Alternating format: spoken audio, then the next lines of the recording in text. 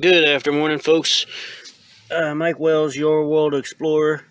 Take a look here at the guava.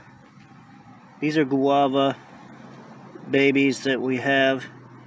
Now, I started messing with these about August, September of last year, and they've been out here all winter. They've been surviving the cold, and they've survived through the freezes, but they're also located under the pool patio area where the temperatures likely have not gotten as extreme as out in the yard.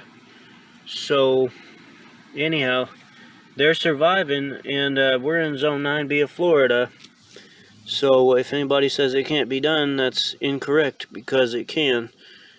Anyhow, I'll keep you updated on the progress of these guavas. And this is the pink guava. Thanks for watching. Don't forget to like and subscribe, as that helps the channel out quite a bit. Have a nice day.